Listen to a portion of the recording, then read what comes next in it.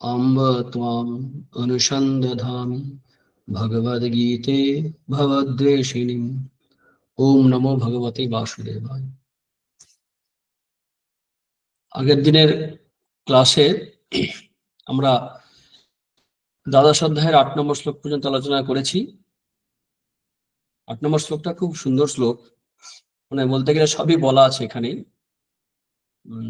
ময়্যেব অনাধস্য ময়ি বুদ্ধি নিবেশয় নিবেশস্য ময়্যেব অত ঊর্ধ্বং ন সংশয়ঃ। মন আর বুদ্ধি ভগবানের দিতে হবে। খুব কঠিন কাজ, খুব গুরুত্বপূর্ণ কাজ। মন আর বুদ্ধি নিয়েই আমাদের সবকিছু। এই মন আর বুদ্ধিকে ভগবানের নিবেশ করা বা আত্মজ্ঞান লাভ করা, অর্থাৎ আধ্যাত্মিক উন্নতির জন্য মন বুদ্ধির বড় ভূমিকা। শুধু আধ্যাত্মিক উন্নতিই নয়, আমাদের দৈনন্দিন জীবনে যে কোনো কাজ করি না কেন, এই মন আর বুদ্ধির ভূমিকা অত্যন্ত গুরুত্বপূর্ণ। আগে আগে বুদ্ধিকে খুব গুরুত্ব দেওয়া হতো জাগতিক ক্ষেত্রে, মনকে তো দেওয়া হতো না। অর্থাৎ আইকিউ কে গুরুত্ব দিত, ইকিউ বলা হয় একটা ল্যাঙ্গুয়েজে, ইমোশনাল কোশেন্ট। তো ইমোশনাল ব্যাপারটাকে জোর দেওয়া হতো না। ইমোশনাল আর কিছুই নয়, মনের বৃত্তি, থটস, সেগুলোকে ঘিরে আমাদের মনের যে নানা রকমের সংকল্প বিকল্প হচ্ছে, নানা রকম চিন্তা ভাবনা উঠছে সবসময় ভুরভুরি ওঠার মতো করে, সেগুলো নিয়ে আমাদের সুখ দুঃখ হাসি কান্না ইত্যাদি ইত্যাদি যা কিছু সবকিছু অনুভব হচ্ছে, ফ্রাস্ট্রেশন ডিপ্রেশন সবকিছু এই মনের বৃত্তি। আগের ক্লাসে আমরা আলোচনা করেছি যে মনকে বৃত্তি ছাড়া জানা যায় না। এই বৃত্তির মাধ্যমে বিষয় আকারে আকারিত যখন হচ্ছে, সেই বৃত্তি যখন হচ্ছে তার মাধ্যমে মনকে জানতে পারছি। এই মন আর বুদ্ধিকে ঠিক করতে পারলেই সব হয়ে যাবে। ভগবান সেখানে একদম খুব ইম্পর্টেন্ট দুটি কথা বললেন, দুটি বিষয়কে দিতে বললেন যে মন আর বুদ্ধিকে নিবেশ করো আমার মধ্যে, আমাকে দাও, তাহলেই সব হয়ে যাবে। কিন্তু খুব ডিফিকাল্ট। এখন এই মন আর বুদ্ধি বলতে গেলে মনই খুব গুরুত্বপূর্ণ, কিন্তু বুদ্ধি ড্রাইভারের মতো চালায়। কিন্তু অধিকাংশ ক্ষেত্রে দেখা যাবে কি যে চিত্তের সঙ্গে মন আর বুদ্ধির সঙ্গে অহংকারকে এক করা হয়। আমরা সেভাবেই আলোচনা করছি যে চিত্তের যে সংস্কার আছে, যে ছাপগুলো পড়ে আছে, সেই ছাপগুলো অনুসারেই আমাদের বুদ্ধি কাজ করে, অ্যাক্টিভেট করে। যখন কোনো ক্রাইসিস তৈরি হয়, যখন সাধারণভাবে কোনো সিদ্ধান্ত গ্রহণ করা আমাদের পক্ষে সম্ভব হয় না, যেটাকে সংকট বলে, ধর্ম সংকট বলে, তখন আমরা আমাদের সংস্কার অনুযায়ী সিদ্ধান্ত গ্রহণ করি। অর্থাৎ সংস্কার মানে আমার মনের মধ্যে যা কিছু অলরেডি আছে তার উপর নির্ভর করে বুদ্ধি কাজ করছে। যেমন রামায়ণের যুদ্ধের ক্ষেত্রে কুম্ভকর্ণ এবং বিভীষণ দুজনেই, ঘটনা একটাই, রাম রাবণের যুদ্ধ হবে। সেই যুদ্ধে দেখা গেল বিভীষণ সত্যগুণের জন্য, মনের সংস্কারের জন্য ডিসিশন নিল কি না রামের পক্ষে যোগ দিল ভগবান হিসাবে। আর এদিকে বিভীষণ, সেও তার দেশের জন্য, ভাইয়ের জন্য ভাইয়ের পক্ষে যোগ দিল রাবণের দিকে। তো আমাদের জীবনে এরকম যখন ধর্ম সংকট তৈরি হয়, আমরা সংস্কার অনুযায়ী মনের যে বৃত্তি আছে অলরেডি, তার উপর ভিত্তি করে আমরা সিদ্ধান্ত গ্রহণ করি। সেই মনের সংস্কারকে চেঞ্জ করাই সাধনা, মনের বৃত্তিকে চেঞ্জ করাটাই সাধনা। আমরা আগের ক্লাসে এগুলো বলেছি। এখন আমরা কোনো জিনিস যখন বারবার করি তখন সেটার অভ্যাসে পরিণত হয়। এই যে কোনো একটা জিনিস দেখছি বা শুনছি, এই দেখাশোনা করতে করতে একটা ছাপ পড়ে, এটা যে প্রবণতা তৈরি হয়, টেন্ডেন্সি, যেটা আরেকবার দেখি, আরেকবার শুনি, আরেকবার খাই ইত্যাদি। এই যে বারবার মন যাচ্ছে, এটাকে বলা হয় টেন্ডেন্সি, প্রবণতা। এই টেন্ডেন্সি যদি যোগ করা হয়, সাম টোটাল অফ টেন্ডেন্সিজ, সেই টেন্ডেন্সি গুলোকে বা প্রবণতাকে যোগ করলে হয় অভ্যাস, হ্যাবিট। এই হ্যাবিট, যখন আমাদের নানা রকম হ্যাবিট থাকে, এই হ্যাবিট গুলো এক করলে হয় আমার ক্যারেক্টার। অর্থাৎ অভ্যাসের দ্বারা আমার চরিত্র নির্মাণ হয়, এবং এই চরিত্রই আমার জীবনের লক্ষ্য কি বলে দেবে। অর্থাৎ আমি কি ধরনের বিষয় পেতে চাইছি জীবনে, সেটা নির্ভর করবে। চরিত্র আমার জীবনের লক্ষ্য কি বলে দেবে। আবার জীবনের লক্ষ্যও আমাদের চরিত্রকে নির্মাণ করে, আমাদের প্রবণতাকে নিয়মিত করে। একবার যদি বুদ্ধিপূর্বক যদি আমি ঠিক করে রাখি যে আমার জীবনের লক্ষ্য ভগবান, তখন আমার এই প্রবণতাগুলো আস্তে আস্তে চেঞ্জ হতে থাকবে। অর্থাৎ পরম মত পরায়ণ, এই কথাগুলো আমরা গীতায় বারবার পাই। ভগবানকেই যদি লক্ষ্য করি, তাহলে কিন্তু আমার চিন্তা ভাবনা, লাইফস্টাইল, জীবন, মানে যা কিছু আছে সবকিছুই ওই কেন্দ্রিক হয়ে যাবে ভগবানকে যদি লক্ষ্য করি। আবার যদি জগৎকে লক্ষ্য করি, জগন্নাথকে না করে, তাহলে এই জগতের যা কিছু পেতে চাই, আমার প্রবণতা, চিন্তা ভাবনা, আমার বন্ধু মহল, খাওয়া দাওয়া, পোশাক আশাক, মানে আমার লাইকস ডিসলাইকস যেগুলো বলা হয়, চয়েস যেগুলো, সেগুলো সব ওই কেন্দ্রিক হয়ে যাবে। ভগবান এখানে বলছেন যে তোমার এই যে দৈনন্দিন জীবনের যা কিছু আছে সবটা তুমি আমাকে আমার দিকে দাও। অর্থাৎ মনকে এমন ভাবে তৈরি করো যা শুধু আমাকেই ভাববে। সে হতে পারে প্রার্থনার দ্বারা, সৎসঙ্গের দ্বারা, নির্জন বাস বিচার করে, সদ্গ্রন্থ, সঙ্গীত, ভক্তিগীতি আর কি, তারপরে নাম জপ, যেগুলো আমরা আগের ক্লাসে আলোচনা করেছি। এই সবের দ্বারা মনের বৃত্তিকে পরিবর্তন করতে হবে। আর এই বুদ্ধি ডিসিশন নেয় তো সবসময়তেই। মন অ্যাকচুয়ালি অন্ধ, মনের চোখ টোক নেই, বুদ্ধির চোখ আছে কিন্তু বুদ্ধির আবার পাওয়ার নেই, মনের উপর নির্ভর করতে হয়। আবার মনে যদি কুসংস্কার প্রবল হয়ে যায়, বুদ্ধি সেভাবে ওয়াস্ট হয়ে যায়, মানে ব্রেন ওয়াশ বলে না যেরকম, ওর দ্বারা মানে বারবার একটা জিনিস শুনিয়ে শুনিয়ে বলে বলে দেখিয়ে দেখিয়ে আমাদের যেমন ব্রেন ওয়াশ বলি, উল্টো ভাবে বলা হয় পজিটিভলি মোটিভেট করা হয়। ঠিক সেরকম এই বৃত্তি পরিবর্তনের জন্য এইগুলো আমাদের দরকার। যে মইয়ে বা মনে হচ্ছে ভগবানের মন রাখা এবং বুদ্ধি রাখার জন্য এইগুলো করার কথা আমরা আগের দিনে আলোচনা করেছি। সেখানে প্রার্থনার ভূমিকা বলা হয়েছে যে একটা লিভিং প্র্যাকটিস। প্রার্থনা মানে এরকম নয় যে গাছ পাথরের কাছে কথা বলছি, ছবির সামনে বলছি যে ভগবানকেই বলছি, তাকে মনে করেই বলছি। সেই কারণে এটা একটা আধ্যাত্মিক, একটা জীবন্ত একটা অভ্যাস, লিভিং প্র্যাকটিস। নির্জন বাসের কথা বলা হয়েছে, নির্জন বাস করলে আমাদের মনকে জানা যায়, আগে পরের সঙ্গে তুলনা করা যায়। কিন্তু যদি মনের খারাপ অবস্থা বারবার আসতে থাকে, তাহলে বেশি নির্জন বাস না করে সৎসঙ্গ এবং সৎগ্রন্থ পাঠ, সৎসঙ্গীত, ভক্তিগীতি, এগুলোর দিকে মন দেওয়া দরকার। আর কিছু জায়গা ঠিক করা দরকার এবং সময়, এই সময় বসবো, এই সময় করবো, ইত্যাদি ইত্যাদি। নাম হচ্ছে খুব গুরুত্বপূর্ণ জিনিস। নাম জপ সমস্ত মানে অভাব মিটায়, স্বভাব জায়গায় মহাসুখে। নাম জপের দ্বারা আমাদের মনের যে কুসংস্কার গুলো আছে সেগুলো নষ্ট হয়ে যায়। নামের অসাধারণ শক্তি। উদাহরণ দেওয়া হয় যে বটের বীজ সূক্ষ্ম দেখা যায় না, অথচ তার থেকে বিশাল বড় মহির বটবৃক্ষ তৈরি হচ্ছে। তেমনি ভগবানের নাম থেকেই আধ্যাত্মিক জীবনের চূড়ান্ত উন্নতি হতে পারে। তার একটি শুধুমাত্র নাম, তার ইষ্ট নাম বলে, এই যে নাম বীজ সংযুক্ত করে যে নাম দেওয়া হয়, সেই নাম জপ করলে পরে আমাদের জন্ম জন্মান্তরের পাপক্ষয় হয় এবং ভগবত ভক্তি জাগে, চূড়ান্ত পর্যায়ে ভগবানের উপলব্ধি হয়। এই নাম সম্বন্ধে স্বামী ব্রহ্মানন্দ মহারাজ বলছেন যে নাম নাম নাম, কেবল নাম, কাজ কাজ কাজ আর নাম। সেই নামের চাকা এইভাবে বলছেন, এই নামের চাকা সব কাজের মধ্যে ঘুরবে, তবে তো করে দেখা একদম সব জ্বালা মিটে যাবে ভগবানের নাম। একটা ঘটনা কথামৃতে আছে এই নাম প্রসঙ্গে। এই মাথুর পালা হচ্ছে কীর্তনে, শ্রীরামচন্দ্র শুনছেন। তো সেখানে যখন মানে মাথুর মানে ওই বিরহ অবস্থা আর কি, তখন শ্রীমতী রাধারানী বলছেন গোপীদেরকে যে সখী, এ প্রাণ তো থাকবে না, রেখো দেহ তমালের ডালে, আর আমার গায়ে কৃষ্ণ নাম লিখে দিও। শ্রীরামচন্দ্র এটা শুনে বলছেন তিনি আর তার নাম অভেদ। তাই শ্রীমতী এইরূপ বলছেন, যেই রাম সেই নাম, অর্থাৎ নাম আর নামে অভেদ।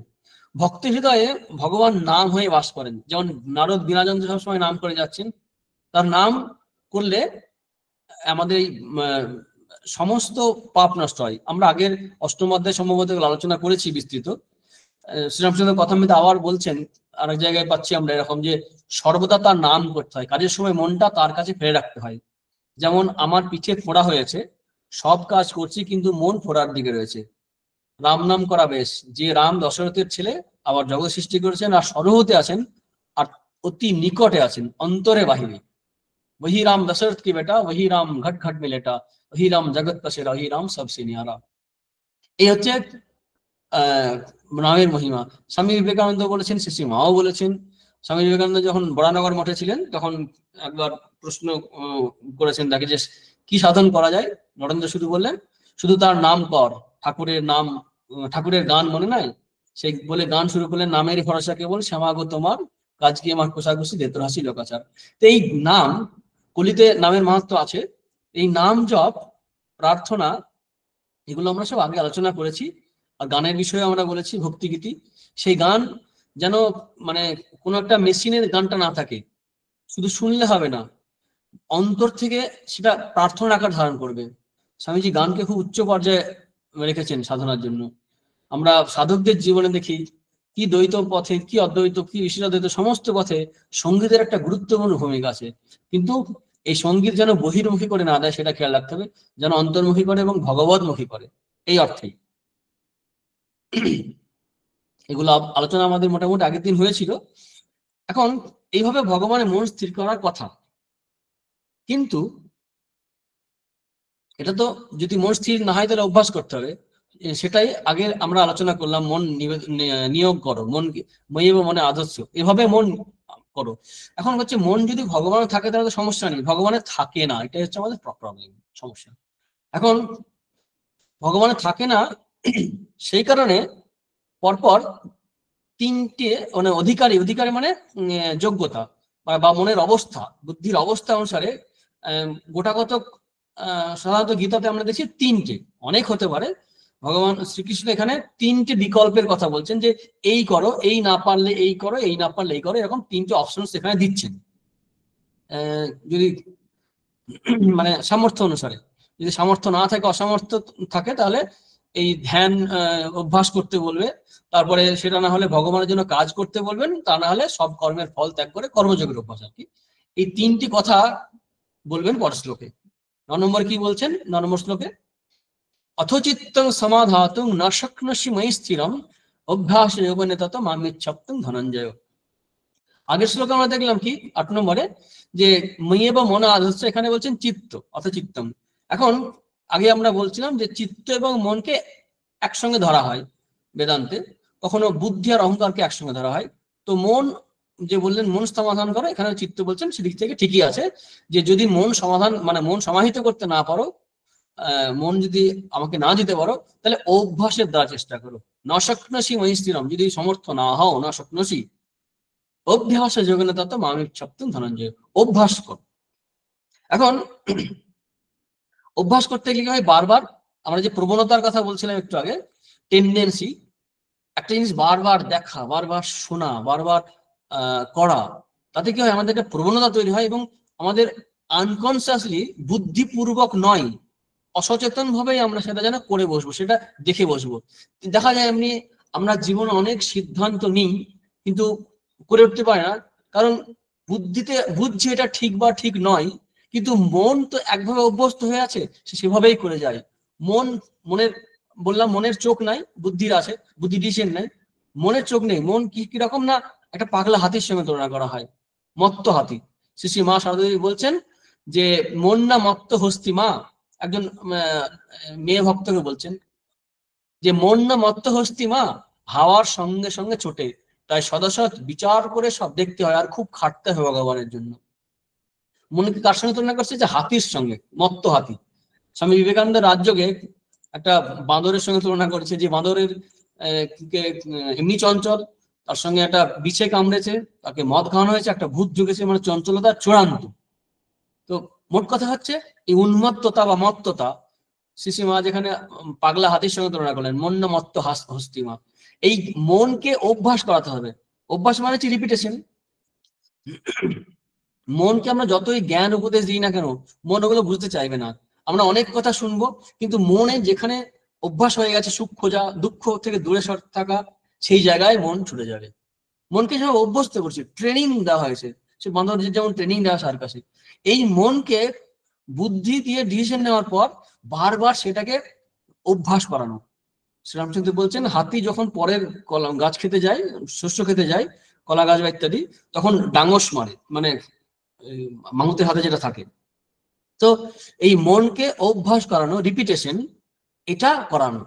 এখন প্রবলেম কি হয়, আমরা কিছুদিন অভ্যাস করে বা কয়েকবার অভ্যাস করে ঝাল ছেড়ে দিই, দ্রুত ফল পেতে চাই। ইদানিং তো আমাদের টেন্ডেন্সি আরো বেশি, খুব তাড়াতাড়ি ইমিডিয়েট কি হবে তার জন্য সেটা করব। সেখানে দেখা যাবে যে তান্ত্রিক কোন সাধনা, যোগের কোন অভ্যাস যদি জানা যায়, আসলে তাড়াহুড়ো করে কিছু হওয়ার নয়। জন্ম জন্মান্তর ধরে, কত জন্ম ধরে আমরা এই মনকে, বুদ্ধিকে, এই জগৎ সংসার ভোগ করিয়ে এসেছি, আমরা জানি না সবটা। সে রূপ, রস, গন্ধ, স্পর্শ, সুখ দুঃখ, প্রিয় অপ্রিয়ের তাড়নায় সেই মন অস্থির হয়ে আছে। কতবার এই ভাত ডাল সবজি খেয়েছে, মাছ ডিম মাংস খেয়েছে, কতবার মানুষের শরীর খেয়েছে, শরীর খেয়েছে মানে শরীর উপভোগ করেছে। এই যে অভ্যাস হয়ে আছে, হট করে একদিনে দুদিনে হবে না। তার জন্য চাই একদম ধীর স্থির মানসিকতা।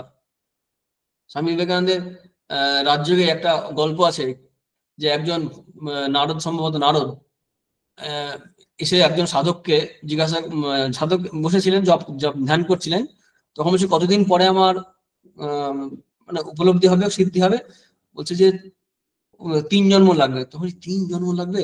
ও ডিস্টার্ব হয়ে ছেড়ে চলে গেল। তখন আর একজন ছিল, তখন বলছে যে আমার কতদিন লাগবে? সে অত সাধন ভোজন করছে না, বলছে যে তোমার এই তেঁতুল গাছে যত পাতা আছে ততদিন, তত জন্ম লাগবে। ও সঙ্গে সঙ্গে আনন্দে উৎসাহে নাচতে শুরু করলো, যে একদিন তো নিশ্চয় হবে, নিশ্চয়ই আমি লেগে থাকবো, যতদিন হোক না কেন। এই যে টেনাসিটি, লেগে থাকা, এটা খুব গুরুত্বপূর্ণ। অভ্যাসের জন্য সময়টা খুব গুরুত্বপূর্ণ। দিন, মাস, বছর, যতদিন লাগে, এই অভ্যাসের জন্য আমাদের লেগে থাকতে হবে। এই অভ্যাসের ফল পাই না, তার কারণ আমাদের এই স্বভাব, জোর করে লেগে থাকা। সব দিন ভালো জব হবে না, ধ্যান হবে না, প্রার্থনা হবে না, কিন্তু বাদ দেওয়া চলবে না। মন বসুক আর না বসুক, শ্রী মা বলছেন, মন বসুক আর না বসুক, তোমার কাজ তুমি করে যাবে। কোনোদিন মন বসবে, কোনোদিন মন বসবে না, কিন্তু অভ্যাস করতে হবে, ছাড়া চলবে না। যারা গান শেখে বা অন্যান্য যে সমস্ত প্র্যাকটিস করে, সে বোলিং হোক, ব্যাটিং হোক, বা অন্য যে কোনো অভ্যাসগুলো, তারাও হাল ছেড়ে দেয় না। এই হাল ছেড়ে না দেওয়ার জন্যই একদিন তারা সাকসেস হয়, সফল হয়। শ্রীরামচন্দ্র বলতেন যে অম্বল চাখা, অর্থাৎ একটু চেখে চেখে দেখা, তা নয়। বলছেন যে কলকাতার লোকেদের স্বভাব বলতে গিয়ে বলছেন যে মাটি খুঁড়তে লেগে গেল, জল পেলো না, আবার অন্য জায়গায় খুলতে লাগলো। একটা জায়গায় খুঁড়বে তবে তো, তা না। আর একটা কি, মনকে সারাদিনই না ওই যেভাবে অভ্যস্ত করাতে হবে। অনেকক্ষণ বলে আমরা অনেক সময় বেশিক্ষণ পারি না, হতে পারে। যেমন জব, ধ্যান, প্রার্থনা ইত্যাদি করতে গিয়ে আমরা অনেকক্ষণ করতে হবে, কিন্তু অনেকক্ষণ যদি না পারি, তাহলে আমরা মাঝে মাঝে করতে পারি। ঠিক আছে, অনেকবার হোক, পদ্ধতি পরিবর্তন হোক। অর্থাৎ কিছুক্ষণ সাধনের ক্ষেত্রে কি হয়েছে, কিছুক্ষণ আমরা জব করলাম, 10 মিনিট হোক, 15 মিনিট হোক। এখন জব করতে করতে যদি দেখছি মন কিরকম হচ্ছে, প্রার্থনা, মনের কথা খুলে বলা। এবার প্রার্থনা করতে করতে খানিকটা পড়া হলো, সদ্গ্রন্থ পাঠ হলো, আবার 10-15 মিনিট গান হলো, মনে মনে গুনগুন করে গান হলো, কি বাড়ির কোনো কাজ করতে করতে ভাবা হলো এটা তারই জন্য করছি। এইভাবে শুধু ওই অভ্যাস করা। মানে অনেকেই বলে না বেশিক্ষণ পারি না, বেশিক্ষণ পারি না, পায়ের জন্য, হাতের জন্য বসতে অসুবিধা, অনেকে বলতে পারে, কিন্তু এই মানে ছেড়ে দেওয়া চলবে না। ইয়েন কেন উপায় ন মনে কৃষ্ণ নিবেশ হয়, ভাগবতে ভগবান বলছেন যে কোনো উপায়ে ভগবানের মন স্থাপন করা, এটা করতে হবে। আর সারাদিন যদি মনটাকে ভগবত ভাবে না রাখি, হঠাৎ করে সন্ধ্যেবেলায় বা সকালবেলায় বসবো বা দুপুরবেলায় বসবো আর ভগবানের মন চলে যাবে, এটা সম্ভব নয়। এখন প্রশ্ন হতে পারে যে অনেক কাজকর্ম থাকে, এসব গুরুত্বপূর্ণ, এটাও তো গুরুত্বপূর্ণ, আমরা গুরুত্ব দিই না। তাই যদি কারো কাছে ভগবান গুরুত্বপূর্ণ না হয়, সে সেই রকমই মূল্য পাবে আর সেরকমই তার হবে। মানে আমি খেতে চাই, মানে ল্যাংড়া দাম দেবো আমরা, তা তো হবে না। আমাকে সময় দিতে হবে। যদি অন্য কোনো আমার থাকে, যে কেরিয়ার নিয়ে কিছু থাকে বা জীবন অন্য কিছু থাকে, আগে ওটা করে নিয়ে তারপর এখানে আসতে হবে, তার মানে সময় হয় না আমার। কিন্তু যদি ভগবান লাভই জীবনের উদ্দেশ্য হয়ে ওঠে, ভগবানই জীবন সর্বস্ব হয়ে থাকে, যিনি আমাকে এই জগৎ সংসার থেকে উদ্ধার করবেন, তাকে যদি জীবনে সব করে থাকি, তাহলে আমি এর জন্য সময় দেব। আসলে আমাদের খিদে পাইনি, এই খিদে পাওয়াটা খুব ইম্পর্টেন্ট। আর খিদে অনেক সময় পায়ও না, এগুলো পড়তে পড়তে, শুনতে শুনতে, চর্চা করতে করতে কোনো দিন হয়তো বিবেক জেগে যাবে, কোনদিন হয়তো ইচ্ছা তৈরি হবে। আগেই বললাম যে আমাদের কতদিন ধরে এই জগৎ সংসার ভোগ করে এসেছি, তাই সেখান থেকে আমাদের যে মনটা সরে যায় না। পতঞ্জলি যোগ দর্শনে আমরা ষষ্ঠ অধ্যায়ে আলোচনা করেছি যে তত্ত্বস্থিত যত্ন অভ্যাস, অর্থাৎ কোন একটা জায়গায় মনটাকে স্থির করে রাখা। এখানে ওখানে যোগ সাধনার কথা বলা আছে, যে ভগবানের মন যদি মানে স্থির রাখা যায়, সেটা হচ্ছে অভ্যাস। আর এই অভ্যাস কিন্তু একদিনে নয়, পরিষ্কার বলেছেন যোগসূত্রে, শত দীর্ঘকাল নৈরন্তর যে সৎকার আশাবিত দৃঢ়ভূমি। এটা হচ্ছে দীর্ঘকাল নিরন্তর, কোনো গ্যাপ থাকবে না, নির্গ্যাপ মানে কোনো গ্যাপ, নো গ্যাপ, কোনো গ্যাপ নেই, নিরন্তর অত্যন্ত শ্রদ্ধা এবং সমাদর সঙ্গে সৎকার, তখন সেটা দৃঢ় হবে। শ্রীরামকৃষ্ণদেব কথামৃতে, শ্রীরামকৃষ্ণ কথামৃতে আছে, ঠাকুর বলছেন শ্রীরামকৃষ্ণদেব যে রোজ অভ্যাস করতে হয়। সার্কাসে দেখে এলাম ঘোড়া দৌড়চ্ছে, তার উপর বিবি এক পায়ে দাঁড়িয়ে রয়েছে। কত অভ্যাস ওইটি হয়েছে, কত অভ্যাস হয়েছে, মানে এই যে কি হয়েছে, আমরা ছোটবেলায় মনে দেখেছিলাম সার্কাস তখন হতো, হয়তো এটা দেখিনি, অন্য প্র্যাকটিস দেখেছি। এখানে শ্রীরামচন্দ্র যেটা বলছেন যে ওই একটা রিং থাকে, অনেকগুলো রিং থাকে মাঝে মাঝে, ঘোড়াটা ছুটতে থাকে, তারপরে ওই একজন বিবি বলছেন শ্রীরামচন্দ্র, বিবি মানে একজন একটি মেয়ে এরকম দাঁড়িয়ে থাকবে, যখনই ওই রিং এর কাছে আসবে লাফ মেরে রিং ক্রস করে আবার ঘোড়ার উপর চলে যাবে। এটা যেটা শ্রীরামচন্দ্র দেখেছিলেন সার্কাস দেখতে গিয়ে, ওই উদাহরণটা দিচ্ছেন যে রোজ অভ্যাস করতে হয়।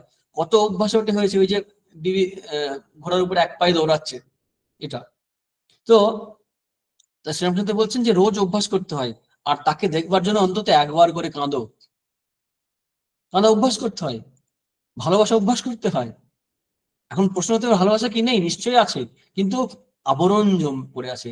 সেই কারণে শ্রীরামচন্দ্র দুটি উপায়ের কথা বলছেন, অভ্যাস আর অনুরাগ, অর্থাৎ তাকে দেখার জন্য ব্যাকুলতা। আরেক জায়গায় শ্রীশচন্দ্র বলে একজন ভক্ত, তিনি বলছেন সংসারে থাকতে থাকতে তার দিকে যাওয়া বড় কঠিন। একদম খুব সুন্দর কথা বলছেন।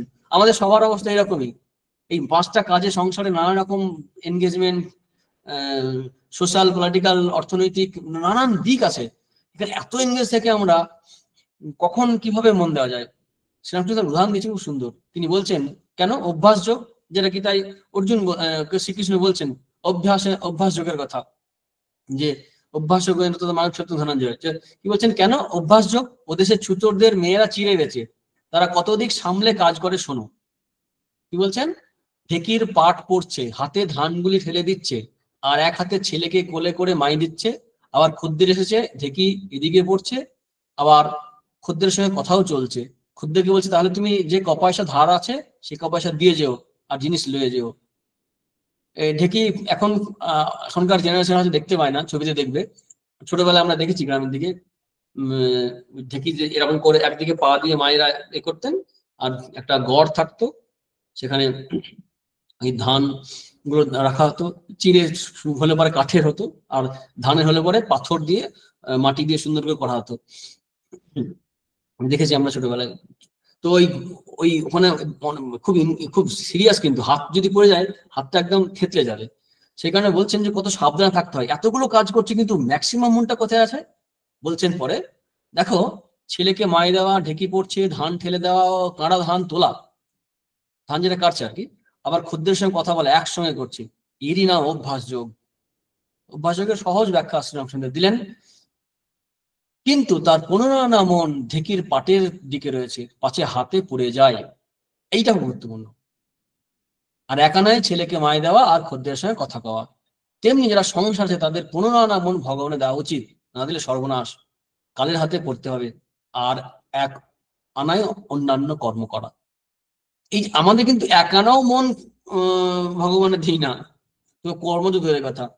আমরা অনেক সাধুদের কাছে শুনেছি, পুরোনো দিনের সাধুরা বলতেন যে তারা পার্শ্বদের সঙ্গে মিশেছিলেন, তারা তাদেরকে দেখেছি, তারা বলতেন যে কিভাবে অধিকাংশ মনটা ভগবান দিয়ে রাখলে পরে অল্প সময়ের মধ্যে কাজ করা যায়, কারণ ট্রেন্ড মাইন্ড তো, আমাদের মন তো ছড়িয়ে আছে। সেখানে সাংসারিক কাজকর্ম করতে গেলে আমাদের এত এনার্জি, এত সময় লাগে। এক পাতা বই পড়তে যদি মনোযোগ থাকে তাহলে আমাদের তাড়াতাড়ি হয়ে যাওয়া, যদি মনোযোগ না থাকে আধ ঘন্টা ধরেও সেটা পড়া হয় না, কারণ মন তো বারবার চলছে, ট্রেন্ড মাইন্ড নয়। সেই কারণে যে যে ভগবত পথে চলতে চায় তার কিন্তু মানে জাগতিক ক্ষেত্রে উন্নতি হওয়ার কথা হয়ে যায়, জাগতিক ক্ষেত্র টার্গেট না হতে পারে, কারণ তার মনটা গোছালো। আমাদের অগোছালো মন, মন দেওয়া অভ্যাস নেই কোনো জায়গায়, সেই আনট্রেন্ড মাইন্ড যেটা। রঙ্গনাথজি মহারাজ ছিলেন, স্বামী রঙ্গনাথজি মহারাজ, তিনি ত্রয়োদশ অধ্যক্ষ, সংঘাধ্যক্ষ রামকৃষ্ণ সংঘের। তো তিনি বলতেন যে তোমারও 24 ঘন্টায় দিন রাত, এবং যিনি প্রেসিডেন্ট বা প্রাইম মিনিস্টার তারও 24 ঘন্টার দিন রাত। তিনি অনেক কিছু করতে পারছেন, তুমি অল্প পারছো না, কারণ you have not trained your mind. So training of the mind is important work you have to do all through day and night. সবসময় দিন রাত্রি আমাদের মনকে ট্রেন করতে হবে। এই ট্রেন করার জন্য এই তো বলা হলো অনেকগুলো কথা। তো ওই অভ্যাস, হাল ছেড়ে না দেওয়া। আরেক জায়গায় কথা মেয়েতে আছে, অতুল বলে একজন, তিনি বলছেন মন কই থাকে, শ্রীনাথ বলছেন অভ্যাস যোগ, রোজ তাকে ডাকা অভ্যাস করতে হয়, একদিনে হয় না, রোজ ডাকতে ডাকতে ব্যাকুলতা আসে। কেবল রাত দিন বিষয়কর্ম করলে ব্যাকুলতা কেমন করে আসবে? যদু মল্লিক আগে আগে ঈশ্বরীয় কথা বেশ শুনতো, নিজেও বেশ বলতো, আজকাল আর তত বলে না, রাত দিন মোসাহেব নিয়ে বসে থাকে কেবল বিষয়ের কথা। অর্থাৎ আমাদের কিন্তু বুদ্ধিপূর্বক যা আমাদের লক্ষ্য লাভের পথে সহায়ক নয়, সেখান থেকে আমাদের দূরে থাকতে হবে। অর্থাৎ সঙ্গ বা যে বিষয়গুলো সাধকের কথা বলা হচ্ছে, ভগবানের থেকে দূরে সরিয়ে দেবে, সেই জায়গা থেকে দূরে থাকতে হবে। দুঃসঙ্গ সর্বথাই বা ত্যায্য, আমাদের নারীদের ভক্তি সূত্রে এটা আছে যে দুঃসঙ্গ সর্বপ্রকারে ত্যাগ করতে হবে। যার যে পক্ষে যেটা দুঃসঙ্গ, আমাদের নিজেদেরকে ঠিক করতে হবে। ওই সময়ে বা যা করতে চাইছি সেই সময়ে যা কিছু আমার ওই পথে ওই চিন্তায় বাধা দেবে, তার থেকে বুদ্ধি করে সরে আসতে হবে। সংসারে থাকতে গেলে অনেক সময় অপ্রিয় অপছন্দের জিনিসের সঙ্গে বা বিরুদ্ধ জিনিসের সঙ্গে থাকতে হয়, সেখানেও কি হয় বুদ্ধি করে থাকতে হবে, আর সেটাও নিজেকেই ঠিক করতে হবে পরিস্থিতি পরিবেশ অনুসারে। হচ্ছে অভ্যাস যোগ। এখন এই অভ্যাস মানে ভগবানকে ধরে অভ্যাসের কথা বলা হচ্ছে। এখন যদি অভ্যাস যদি না করতে পারি, কারণ আমরা তাহলে তো ভগবানের মধ্যে অভ্যাস আমাদের থাকছে না, তাহলে কি অন্য কোনো উপায় নেই? 10 নম্বর শ্লোকে বলছেন যে তা যদি করতে না পারো, আমার জন্য কর্ম করো, মদযোগ আশ্রিত। 10 নম্বর বলছেন অভ্যাস অপি অসমর্থ হসি মত কর্ম পরম হব, মদার্থমপি কর্মানি কুর্বন সিদ্ধি অবাপসি। যদি অভ্যাস করতে অসমর্থ হও, এই অভ্যাস যোগ বারবার ভগবানকে স্মরণ করা, তাহলে কাজ তো তুমি করছো, সেই কাজটা মত পরায়ণে করো, আমার জন্য করো, মদার্থমপি কর্মানি কুর্বন সিদ্ধি অবাপসি। আমার জন্য কাজ করেও তুমি সিদ্ধি লাভ করবে, ভক্তি মুক্তি লাভ করবে। এখানে শ্রীধর স্বামী বলতে গিয়ে একাদশীতে উপবাস, ব্রত, পূজা ইত্যাদির কথা বলছেন। শ্রীরামকৃষ্ণের কথা মেতে আছে, আবার কথা মেতে থেকে বলছি, কর্ম চাই তবে দর্শন হয়।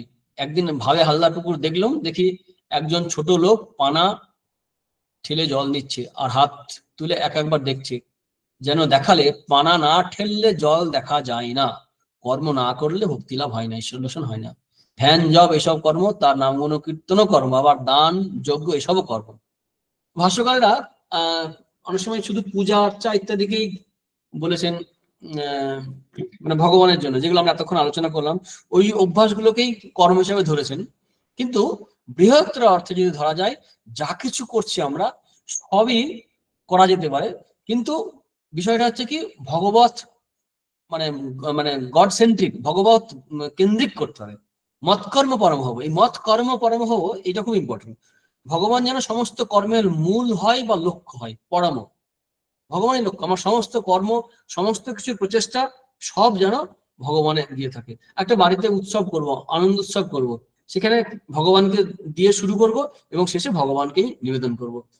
পড়াশোনা হোক, কাজকর্ম হোক, সংসারের যা কিছু কাজ হোক না কেন, জন্ম থেকে মৃত্যু থেকে বিবাহ থেকে যা কিছু, বাড়ি তৈরি, চাকরি পাওয়া না পাওয়া, চাকরি শুরু করা, রিটায়ারমেন্টের পর, রিটায়ারমেন্টের সময়, মন্দিরে যাওয়া, চাকরিতে যাওয়ার সময়, স্কুলে যাওয়ার সময়, কলেজ যাওয়ার সময়, যে কোনো সময়ে এই ভগবানকেই জীবনের উদ্দেশ্য করে এবং সমস্ত কাজকে ভগবানমুখী করে তোলা। অর্থাৎ লক্ষ্য হবে পরম হচ্ছে ভগবান, মত কর্ম পরম। এই পরম কথাটা খুব ইম্পর্টেন্ট। এভাবে ভগবানের জন্য কাজ করলেও আমরা সিদ্ধি লাভ করতে পারি, সিদ্ধি অবাপসি। এখন পরের শ্লোকে যে একটা শব্দ আছে মদযোগম আশ্রিত, এটা আগেকার পুরোনো দিনের বা বিশেষ করে ট্র্যাডিশনাল যে অ্যানালিসিস, যে ভাষ্যকারেরা ক্লাসিক যে ডিসকাশন, সেখানে ওনারা এটাকে পরের শ্লোকে করেছেন, কিন্তু কেউ কেউ করেছেন এটা আগের শ্লোকের সঙ্গে যুক্ত করেছেন, এই মদযোগম আশ্রিত। কারণ 3টে স্টেজের কথা এখানে গীতায় ভগবান বলছেন, যে প্রথমত মন দাও, 4টে আর কি অ্যাকচুয়ালি। মন দাও নাম্বার 1, মন দিতে পারছো না, তাহলে অভ্যাস করো নাম্বার 2, নাম্বার 3 তাহলে আমার জন্য কাজ করো। নাম্বার 4, সব কর্মের ফল ত্যাগ করো। এই 4টে অপশনের কথা বলবেন, মানে প্রথমটা বলার পরে বাকি 3টে অপশন আলাদা করে দেবেন। তো সেদিক থেকেও বিশেষ করে যেমন স্বামী রামসুখ দাসজি তার সাধক সঞ্জীবনীতে তিনি এটাকে বলেছেন, ওনার ওপিনিয়ন উনি দিয়েছেন যে এটা আগের শ্লোকের সঙ্গেই অন্যায় হবে বা যুক্ত করলে ভালো হয়। যেটা 11 নম্বর শ্লোকে বলছেন, অথৈতদ প্রসক্তোষি কর্তুম মধ্যযোগম আশ্রিত সর্বকর্ম ফলত্যাগং ততঃকুরু যথাত্মবান।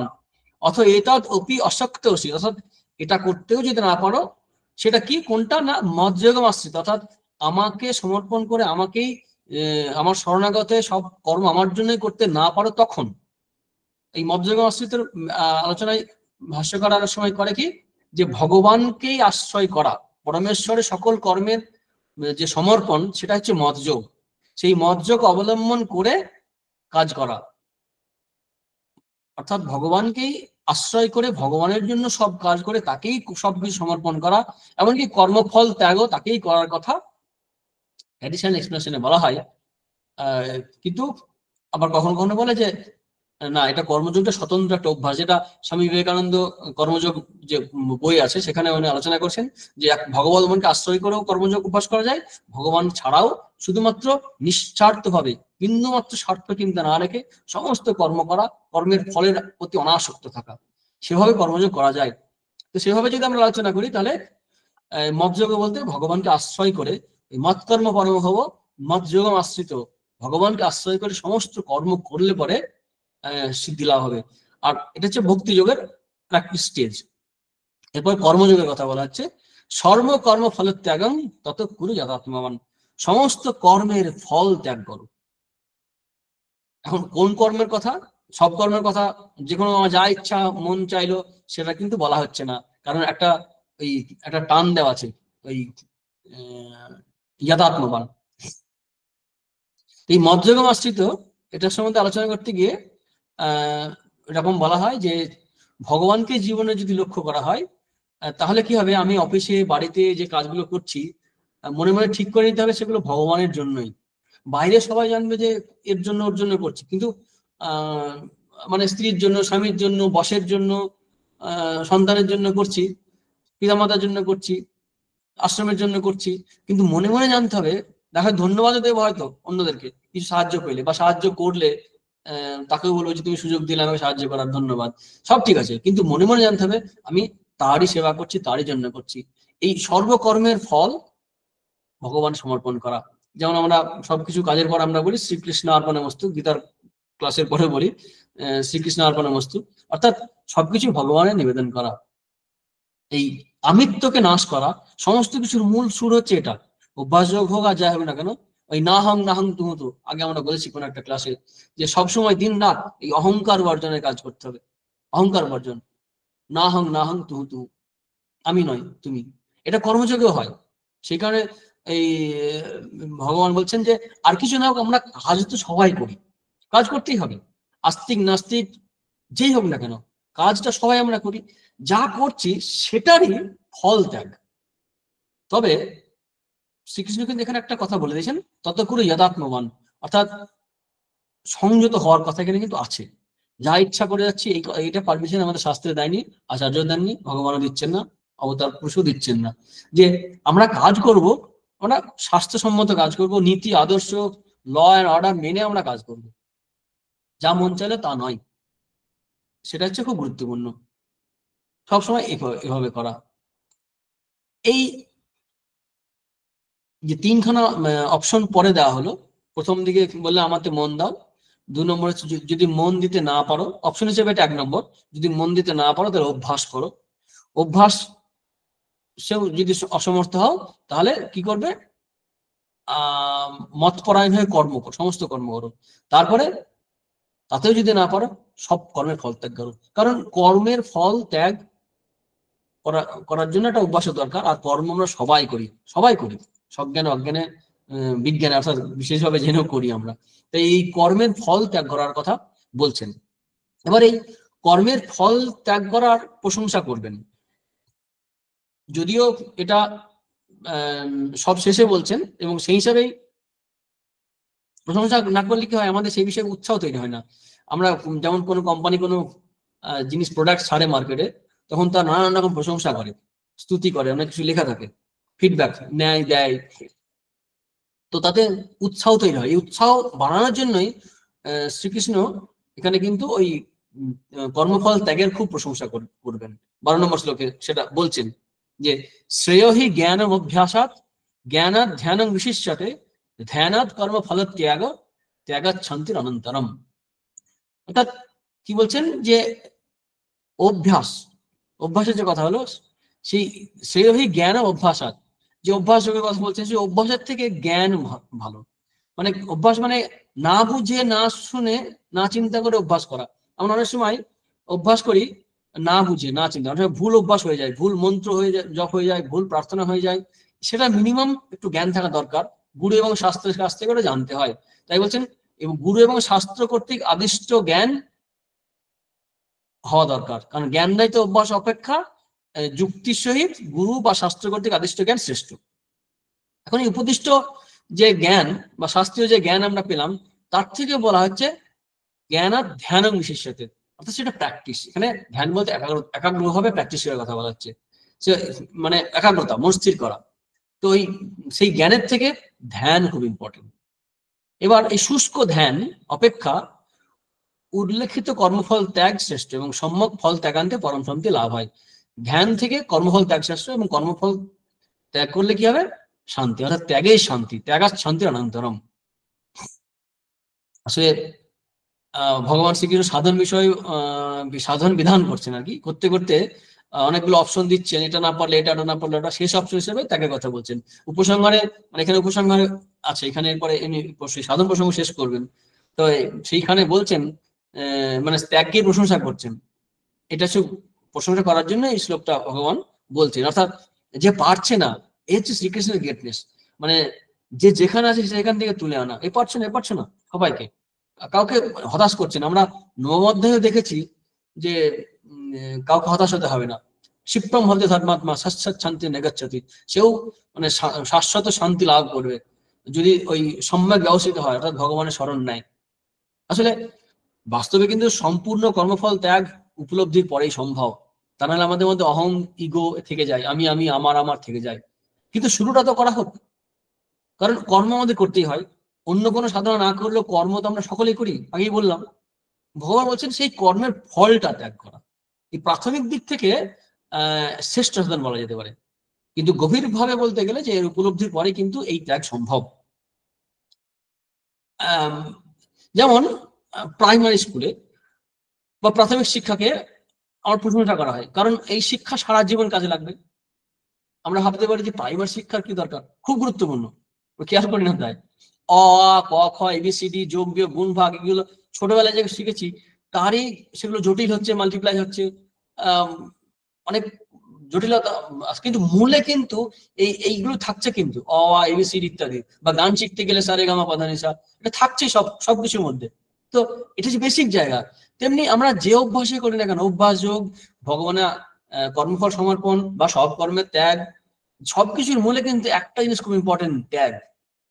ঠিক এই যেমন এবিসিডি যোগ বিয়োগ গুণ ভাগ প্রাইমারি লেভেল শিখলেও এটাকে শ্রেষ্ঠ, এদিক থেকে শ্রেষ্ঠ বলা হয়, প্রশংসা করা হয়, ঠিক তেমনি ভগবান শ্রীকৃষ্ণ ঠিক ত্যাগের প্রশংসা করছেন, কারণ ত্যাগ সমস্ত ধর্ম সাধনার মূল।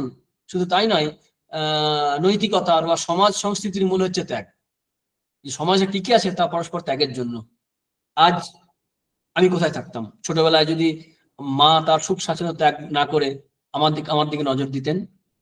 আমি তো ভুল করে সাপ ব্যাং ধরে খেতে পারতাম, জলে পড়ে যেতে পারতাম, আগুনে হাত দিতে পারতাম। কার ত্যাগ আমাকে রক্ষা করেছে? মায়ের। সমাজের অন্যরা আমাকে সহ্য করেছে, তাদের অনেক কিছু পছন্দ অপছন্দ বিষয় ত্যাগ করে আমার জন্য, সবার জন্য। এই যে ত্যাগ, এই ত্যাগ হচ্ছে সমাজ সংস্কৃতির মূলে। পরিবার যে টিকে আছে তার মূলে কি আছে? মনে হয় যেন ভোগের জন্য না, অধিকাংশ ক্ষেত্রেই আমরা কিন্তু ত্যাগ করে চলেছি।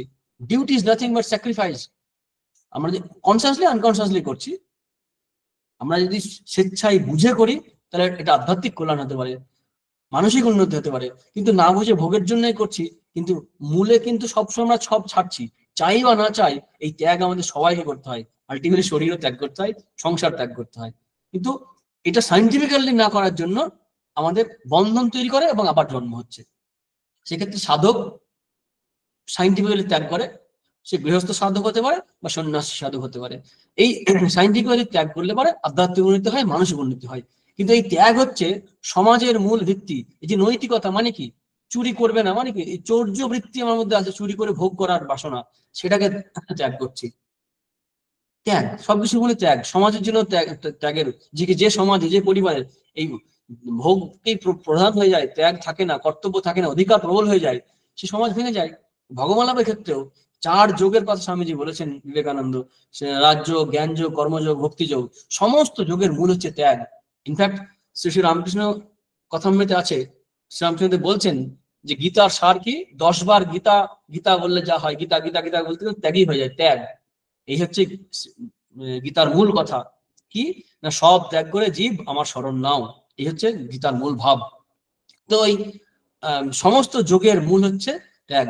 এই যত অভ্যাসের কথা অপশন বলা হলো, যে প্র্যাকটিস, শ্রীকৃষ্ণ বললেন যে সবার মূলেই ত্যাগের প্রয়োজন। এই কারণেই এই ত্যাগের প্রশংসা খুব প্রবলভাবে করছেন। ধ্যানাৎ কর্মফল ত্যাগ, ত্যাগাৎ শান্তি অনন্তরম। এই ত্যাগাচ্ছেন, ত্যাগ হয়ে গেলেই শান্তি হবে। আমরা বাস্তবেও দেখতে পাই, দ্বিতীয় অধ্যায় আছে, আমরা বলেছি যখন দ্বিতীয় অধ্যায় আলোচনা করেছিলাম স্থিতপ্রজ্ঞ, যে বিহায় কামান্য সর্বান পুমাংশ্চরতি নিস্পৃহ নির্মম নিরহংকার স শান্তিমধি গচ্ছতি। যে সমস্ত কামনা ত্যাগ করেছে, নির্মম নিরহংকার, আমি আমার বোধ নেই, সে শান্তি লাভ করে। এই যে কর্মফল ত্যাগের কথা এখানে বলা হচ্ছে, এখানে ভাষ্যকাররা এগুলো নিয়ে অনেক আলোচনা করছেন, আমরা একটু আলোচনা করতে পারি, সময় আছে। দ্বিতীয় অধ্যায় স্থিতপ্রজ্ঞের প্রসঙ্গে কামনা ত্যাগের কথা বলা আছে, যে প্রজাহাতি যদা কামান সর্বান পার্থ মনোগতান আত্মনির্বাত্মাস্ত স্থিতপ্রজ্ঞ সদস্যতে। এখানে কর্মফলের কামনা ত্যাগ করার কথা হচ্ছে। কর্মফলে যে কামনা করি, কর্মফল, সর্বকর্ম ফল ত্যাগ, অর্থাৎ কর্মফলের কামনা ত্যাগ। ওখানে ছিল শুধু কামনা, মানে কর্ম ফলের কথা বলা হয়নি। এই ত্যাগের দিক থেকে সাম্য বা মিল দেখা যাচ্ছে। এই দিক থেকে এটাকে আমরা গ্রহণ করতে পারি, যে সেই যে এই ত্যাগের যে সাম্য, সেদিক থেকে বলা যায় যে সিদ্ধি লাভ হবে, ওখানেও স্থিতপ্রজ্ঞত্ব লাভ হয় ত্যাগের দ্বারাই। প্রজাহাতি যদা যদা কামান সর্বান পার্থ মনে করতেন আত্মন্যেব আত্মনাতুষ্ট স্থিতপ্রজ্ঞ সদস্যতে। তিনি জ্ঞানী। মানে প্রথম অধ্যায়টা কর্মকাণ্ড, আর দ্বিতীয় ভাগ অর্থাৎ প্রথম ভাগটা আর কি, প্রথম থেকে ষষ্ঠ অধ্যায় কর্ম ধ্যান ইত্যাদি নিয়ে আছে, এবং সপ্তম অধ্যায় থেকে আমরা আগেই ক্লাসে বলেছি, বিভিন্ন ক্লাসে বলেছি, সপ্তম অধ্যায় থেকে দ্বাদশ অধ্যায় পর্যন্ত ভক্তি কাণ্ড, আর তারপরে জ্ঞান কাণ্ড বলা হয় ত্রয়োদশ থেকে অষ্টাদশ অধ্যায় পর্যন্ত। যদিও সবকিছু মিলেমিশে আছে কিন্তু প্রমিনেন্ট। তো সে কর্মকাণ্ডের স্থিতপ্রজ্ঞের কথা আছে, সেখানে কামনা ত্যাগকে খুব গুরুত্ব দেওয়া হয়েছে।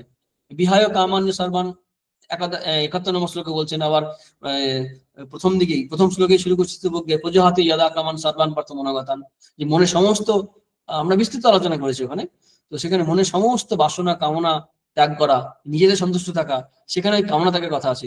এখানে ফল কামনা, সমস্ত কর্মের ফল কামনা।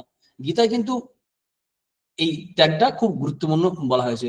মধুসূদন সরস্বতী তার টিকায় খুব সুন্দর আলোচনা করছেন এই বিষয়টাকে,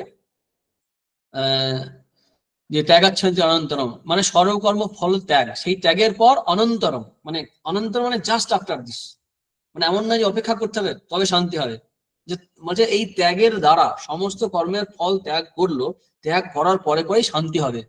এখন প্রশ্ন, তোমার সব ফল ত্যাগ করছে, শোনো না কেন শান্তি? মনকে বিচার করতে হবে, দেখা যাবে আমরা সব কিন্তু ত্যাগ করি, মনের গহন গোপনে কোনো জায়গায় কোনো কামনা লুকিয়ে আছে। আগে উদাহরণ দিয়েছিল আগের ক্লাসে, যে ওই মাটির ভাঁড়, তাতে ঘি থাকে, এখন সমস্ত ঘি চামচে করে হোক বা হাতে হোক একদম মুছে নিয়ে নিলাম, তারপরে সেই ঘিটা যদি আবার রোদেই দেখা যায় আবার গল গল করে ঘি বেরোচ্ছে, অর্থাৎ ওই মাটির ভাঁড়ের মাঝে লুকিয়ে ছিল। তেমনি অনেক বাসনা আমরা বুঝতে পারি না, আমরা সাধক হতে এসে, আমরা সন্ন্যাসী হতে এসে, সাধক হতে এসে, ভক্ত হতে এসে আমরা ভাবি যে আমাদের সবকিছু ধুয়ে বসে চলে গেছে, এখন আমরা খুব পবিত্র হয়ে গেছি, মহাপুরুষ হয়ে গেছে। আসলে কিন্তু ওই মনের গহন গোপন জায়গাগুলো লুকিয়ে থাকে, সেগুলোকেও এখানে মিন করা হয়, সেগুলোকেও বলা হচ্ছে যে সর্বকর্ম ফল ত্যাগ জাস্ট আফটার দ্যাট অনন্তরম ত্যাগাত শান্তির অনন্তরম, মানে তারপরে পরে শান্তি হবে। এখানে মধুসূদন সরস্বতী বলছেন যে মানে সংসার এবং তার হেতু যে অবিদ্যা, তার শান্তি, তার নিবৃত্তি, উপশম হয়ে থাকে, কিন্তু সময়ের অপেক্ষা রাখে না, ইনস্ট্যান্ট। এই প্রসঙ্গে উনি উপনিষদ থেকে কোট করেছেন, যদা সর্বে প্রমুচ্যন্তে কামা ইয়ে হৃদয় স্থিতা অথো মর্ত অমর্ত্য ভবতি অত্র ব্রহ্ম সমষ্ণুত। তো এখানে ব্রহ্ম উপলব্ধি হয়, আত্মজ্ঞান লাভ হয়, যে সমস্ত হৃদয়ের যে কামনা, সমস্ত কামনা ঠিক সে মুক্ত হয়ে যায়, সে অমৃতত্ব লাভ করে, অর্থাৎ আত্মজ্ঞান লাভ করে। এখানে বলা হচ্ছে, গীতাতেও আমরা আগেই বললাম এই শ্লোকগুলো উনি কোট করেছেন। আর এই এই যে কর্মফল সকলেও যে কাম অর্থাৎ কামনার অন্তর্গত, সেটা উনি বলছেন। আর সেই কর্মফল ত্যাগেরও যে কামনা ত্যাগের কথাই আছে, তো কর্মফলের ত্যাগ, কর্মফলের কামনা সেটা ত্যাগ করছে। এই দুটোর মধ্যে মিল আছে। এই মিল থাকার জন্যই সর্ব কাম ত্যাগ করার যে ফল, সেই ফলের উল্লেখ করে কর্মফল ত্যাগেরও প্রশংসা করা হচ্ছে। আচার্য শঙ্করও এইভাবে এটার প্রশংসা করেছেন, যে কর্মফল ত্যাগের প্রশংসা করবেন বলেই এই শ্লোকগুলো অবতারণা করেছেন। অর্থাৎ যে শুরু করছে তাকে উৎসাহ দেওয়ার জন্য বলছেন যে না, এরকম শুরুটা অন্তত করা হোক। তবে গীতায় কর্মত্যাগ করতে কিন্তু সাধারণভাবে বলছে না, যদিও তৃতীয় অধ্যায় ব্যতিক্রম আছে, সেই আছে না যে আত্মনির্বাচ সন্তুষ্ট কার্য না বিদ্যতে, অর্থাৎ নিজের মধ্যে নিজস্ব আত্মতৃপ্ত আত্মরতি, এই যে তার কথা বলছে, আত্মতৃপ্ত আত্মরতি, যে তারকে বাদ দিলে বাকি সবই, অষ্টাদশ অধ্যায় পর্যন্ত আমরা দেখতে পাবো যে সেখানে কর্মত্যাগের কথা বলছেন না, কর্মফলের ত্যাগের কথা। যোগ্য দান তপ কর্ম পাবনানি মনীষিনাম ন ত্যাজ্যং, মানে ত্যাগ করা উচিত না। আমরা অষ্টাদশ অধ্যায় যখন আমরা আলোচনা করবো তখন দেখবো সেখানে কর্মত্যাগের কথা বলছেন না, যোগ্য দান তপকর্ম বা দৈনন্দিন যে কর্ম, কিন্তু সেই কর্ম করতে বলছেন, কর্মফল ত্যাগের কথা তিনি বলবেন। থ্রুআউট দ্য গীতায় এটা আছে। ওই কিন্তু সাধকের আসলে কি হয়, এগুলো খুব ব্যতিক্রম, কয়েকজনের জীবনে এটা আসে যে কর্মত্যাগ। কর্মত্যাগ বলতে গেলে আক্ষরিক অর্থে ট্র্যাডিশনাল যে সন্ন্যাস, সেখানে সব কর্ম ত্যাগ করার কথা বলা হয়, কিন্তু তারই ব্যাখ্যা আধুনিকভাবে দেওয়া হয় যে কর্মফল ত্যাগের কথা বলা হয়। কামনা বশত নিজের স্বার্থের জন্য কাজ না করে জগৎ কল্যাণের জন্য যখন কাজ করে, এই আমি আমি আমি আমার সরিয়ে দিয়ে তুমি তোমার বা জগতের জন্য যে কাজ, ভগবানের জন্য যে কাজ, সেটাকে ত্যাগ বলা হয়। গীতাতে কিন্তু এইটা খুব গুরুত্বপূর্ণ। সেখানে গীতা আমাদের সকলের জীবনে কাজে লাগে, কারণ এই জায়গাটা কমন, সন্ন্যাসী হোক আর গৃহী হোক, যে এই অন্তর্জীবন তৈরি করা, কর্ম ত্যাগ নয়, কর্মের ফল ত্যাগ বা বাসনার ত্যাগ, বাসনা কমে ত্যাগ করে দেওয়া শেষ পর্যন্ত, এইটা খুব গুরুত্বপূর্ণ। সেই ত্যাগের কথা এখানে বলছেন। এই কর্মফল ত্যাগ বা এক কথায় বলতে গেলে ত্যাগের প্রশংসা করার জন্যই, কর্মফল ত্যাগের প্রশংসা করার জন্যই শ্রীকৃষ্ণ অন্যগুলোকে থেকে মানে এর থেকে এটা শ্রেষ্ঠ, এর থেকে শ্রেষ্ঠ বলে বলে শেষে এটাকে গুরুত্ব দিচ্ছেন। ওই যেমন করে ছোট ছেলে উৎসাহ দেওয়ার জন্য প্রাইমারিকেই গুরুত্ব দেওয়া হয়, এটাই শেখ, এটাই সব গুরুত্বপূর্ণ, কিন্তু এটা বেশ ভিত্তি তৈরি করে। তাই সমস্ত যোগের সবকিছুর ভিত্তি হচ্ছে ফলত্যাগ। কিন্তু এই ফলত্যাগের যা লক্ষ্য, ধ্যানের যা লক্ষ্য, অভ্যাসের যা লক্ষ্য, সবকিছু লক্ষ্য কিন্তু সেই এক, আত্মজ্ঞান অথবা ভগবানের ভক্তি। এটা যেহেতু ভক্তিযোগ, সেহেতু ভক্তির দিক থেকে আমরা বলতে পারি ভক্তি হচ্ছে সবকিছুর মূল। আর সেই ভক্তিতে ত্যাগের ক্ষেত্রটা খুব কঠিন নয়, কড়াকড়ি নয়। মানে অনেক সময় ছাড়লে কি মনে হয় এত কিছু ছাড়তে হবে, কিন্তু আমরা কি অনেক সময় ছাড়ি, একটা ভালো জিনিস পেলে আর একটা জিনিস ছেড়ে যায়, তখন ছাড়তে অসুবিধা হয় না। একটা আধুনিক গানে এরকম আছে যে নতুন প্রেম আসে, পুরোনো প্রেমকে সরিয়ে দেয়। ঠিক তেমনি ভগবানের যখন ভক্তি ভালোবাসা হয়, তখন জগৎ সংসারকে ছাড়ার জন্য যে কাঠিন্য থাকে, সেই কাঠিন্যতা কিন্তু থাকে না, সরস হয়ে যায়। তাই যখন ভগবানের জন্য কেউ সর্বত্যাগ করার ব্রত গ্রহণ করে, তখন অন্যরা দেখে অবাক হয়ে যায়, আসলে তার মূলে আছে তার এই ভগবত প্রেম বা আত্মজ্ঞানের স্পৃহা। এই ভগবত প্রেমের জন্যই তার ঘর ছাড়তে অসুবিধা হয় না, জগৎ দেখে অবাক হয়, অবাক হওয়ার কিছু তেমন নেই। মীরাবাই সেই কারণে ঘর ছাড়তে পারে, চৈতন্যবাবু সেই কারণে ঘর ছাড়তে পারে, বুদ্ধ সেই কারণে ঘর ছাড়তে পারে, শঙ্করাচার্য সেই কারণে ঘর ছাড়তে পারে। আবার সেই কারণেও কেউ কেউ আবার ঘরে থাকে কিরকম, শ্রীরামচন্দ্র মানে শ্রীরামচন্দ্রের দুই শিষ্যের কথা বলছি, না সাধু নাগ মহাশয় আর একজন গিরিশ ঘোষ। এরা জীবনে যে অবস্থায় ছিল, পরবর্তীকালে যখন সন্ন্যাসী চেয়েছিলেন তখন বারবার না করেছেন। এমনকি মাস্টারমশাইকেও, যিনি কথামৃত কালেকশন করে লিখেছেন বইটি, তো তাদেরকে বলছেন না, তোমরা গৃহে থাকো, গৃহে থেকে দেখাও সংসার কিভাবে করতে হয়। এই সংসারীদের, কারণ সংসারে থাকবে মানুষের সংখ্যা হয়তো বেশি, সন্ন্যাসী কতজন হবে। ঠিক তেমনি চৈতন্য মহাপ্রভু নিত্যানন্দ, যিনি অবধূত সন্ন্যাসী ছিলেন, তাকে বলেছেন সংসারে থাকো, সংসারে থাকাও, থেকে দেখাও যে কিভাবে সংসারে থাকতে হয়। সংসারে থাকা মানে জাস্ট এমনি যে থেকে গেলাম চলছে এমন নয়, কিভাবে ভগবানকে আশ্রয় করে থাকতে হয় সেটা নিত্যানন্দ মহাপ্রভু ভগবানকে নিয়েও থাকতে সেটা দেখালেন। এরকম সমস্ত আচার্য সন্ন্যাসী যে যে আছে তাদের জীবনে দেখতে পাই। আর শ্রীকৃষ্ণ অর্জুন এরা তো সংসারে ছিলেনই, তাদের ক্ষেত্রে এই কর্মফল ত্যাগই হচ্ছে খুব গুরুত্বপূর্ণ। তো মোটামুটি আমাদের ভক্তিযোগ এক ধরনের শেষ, কিন্তু ভক্ত কে হবে, ভক্ত কিরকম হবে, কোন ভক্ত ভগবানের প্রিয়, সেই আলোচনাটা শুরু হচ্ছে 13 নম্বর শ্লোক থেকে। 13 নম্বর শ্লোকে আমরা আজকে আর ঢুকছি না,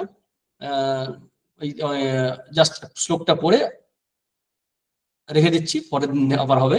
অদ্রষ্টা সর্বভূতানাং মৈত্র করুণা এব চ নির্মম নিরহংকার সমদুঃখ সুখক্ষমী। 13 নম্বর শ্লোক। 14 নম্বর শ্লোকে বলছেন সন্তুষ্ট সচেতন যোগী আত্মাদির নিশ্চয় মయ్యాর কৃত মনোবুদ্ধি যৌমদ ভক্ত সমেত প্রিয়। এই যে বলছেন প্রিয় কোন ভক্ত, তার প্রিয় উত্তম ভক্ত, প্রিয় ভক্ত, তার আলোচনা পরের দিন হবে। থাক নাকি?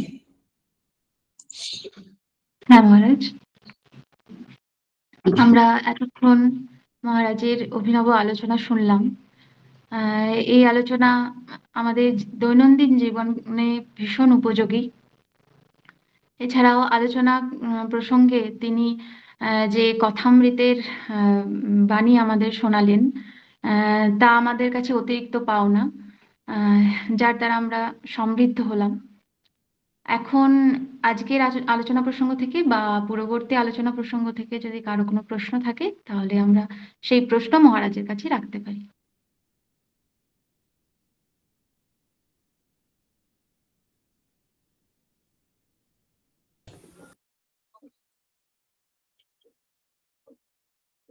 মহারাজ প্রণাম। হ্যাঁ হ্যাঁ মহারাজ, আমার আগের দিনের ক্লাস সেরকম ভাবে শোনা হয়নি, পরে শুনলাম। তো ওখান থেকে আমার একটু জিজ্ঞাসা ছিল মহারাজ, আধ্যাত্মিক তত্ত্বের আলোচনা চলছিল আগের দিনে। আগের ক্লাসে শোনা হয়নি মানে আগের ক্লাসে ছিলেন নাকি? হ্যাঁ ছিলাম মহারাজ, আমি একটু বাজারে দিয়েছিলাম, ওই জন্য ঠিকঠাক শুনতে পাইনি। ও তোমরা তো ইউটিউবে দিয়ে দাও, ওখান থেকে শুনেছো হয়তো নাকি? হ্যাঁ হ্যাঁ হ্যাঁ, পরে আবার শুনলাম। হ্যাঁ ঠিক আছে বলো।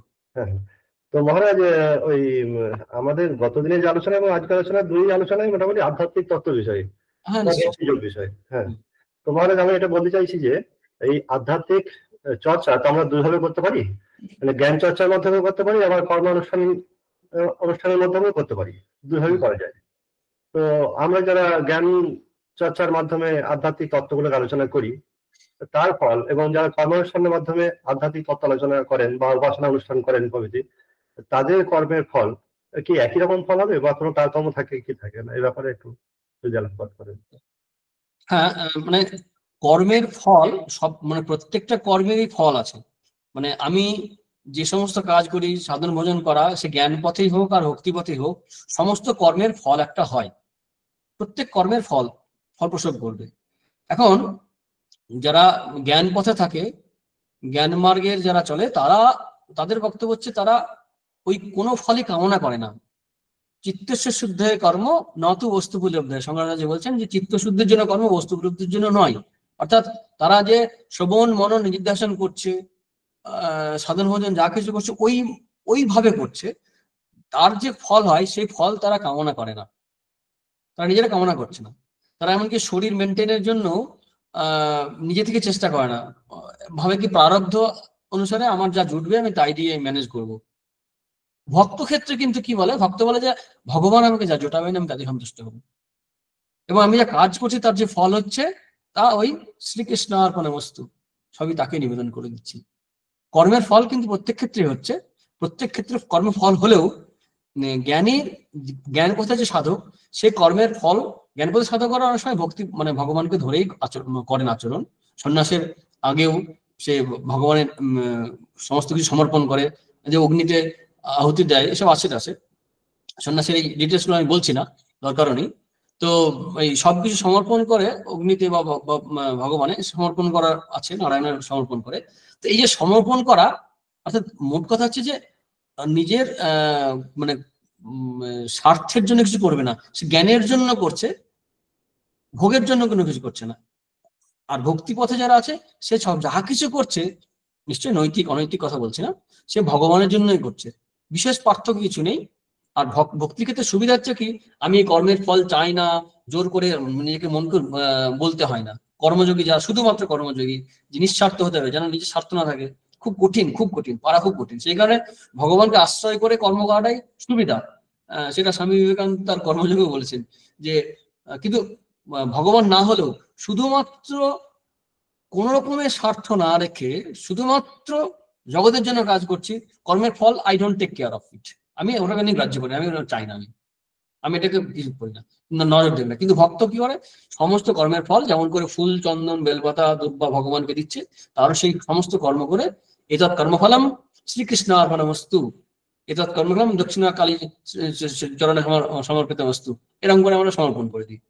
এভাবে করে কর্মের ফল হবেই, কিন্তু সেই ফল আমি চাইছি কিনা, আমি ভোগ করতে চাইছি না, এটা হচ্ছে ইম্পর্টেন্ট। এই আমি আমার, যেটা একটা ক্লাসে আমরা আলোচনা করছিলাম না, যে এই তার ইচ্ছায় না আমার ইচ্ছায় যখন আলোচনা করেছিলাম, যে অহং বুদ্ধি আমাদের আছে, সেই অহং বুদ্ধি আমাদের বলতে দেয় না যে তার ইচ্ছা সব হচ্ছে, আমার ইচ্ছায় সব হচ্ছে। কিন্তু এটা একটা ভুল, আমার ইচ্ছায় কিছু হচ্ছে না, তার ইচ্ছায় হচ্ছে। কিন্তু একটা ভ্রম দেওয়া আমার মধ্যে যে আমার ইচ্ছা হচ্ছে, এই ভ্রম বুদ্ধি দিয়েই ঠিকঠাক ধরতে হবে যে আমি যা করলাম তোমার ইচ্ছায় হয়েছে, এই কর্মের ফল তুমি নাও প্রভু, আমার কিছু চাই না, আমিও তোমার, আমার দ্বারা কর্ম যা কিছু করা হয়েছে, করণ হস্তপদাদি চক্ষুর দ্বারা, তাও তোমার। অর্থাৎ আমাকেও নাও, আমার কর্মও নাও, সবই নাও। এভাবে ভগবানকে স্মুথলি হয়ে যায়, প্রেমে ছাড়া তো, সেই কারণে সেই ত্যাগে কষ্ট হয় না, কোনো ফল ত্যাগে। ঠিক আছে? হ্যাঁ, খুব সুন্দর প্রণাম।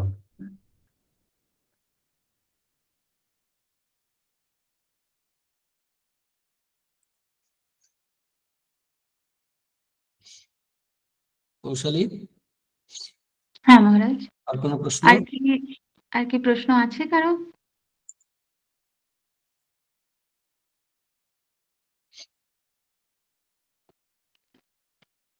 আর মনে হয় প্রশ্ন নেই মহারাজ। ঠিক আছে, তাহলে শেষ করে দিই। হ্যাঁ, আমরা খুব সুন্দর আলোচনা মহারাজের কাছে শুনলাম। এখন এই আলোচনা যদি আমরা দৈনন্দিন জীবনে আমরা প্রয়োগ করতে পারি, তবেই আমাদের ক্লাস করা সার্থক হবে। আর আজ একদম অন্তিম ক্ষণে আমরা উপস্থিত হয়েছি। ক্লাসে যারা উপস্থিত ছিলেন সকলকে সশ্রদ্ধ কৃতজ্ঞতা এবং শুভেচ্ছা জানিয়ে, এবং মহারাজকে আমার পক্ষ থেকে এবং ক্লাসের সকলের পক্ষ থেকে সশ্রদ্ধ প্রণাম ও কৃতজ্ঞতা জানিয়ে আজকের ক্লাস শেষ করার অনুরোধ জানাবো। প্রণাম মহারাজ।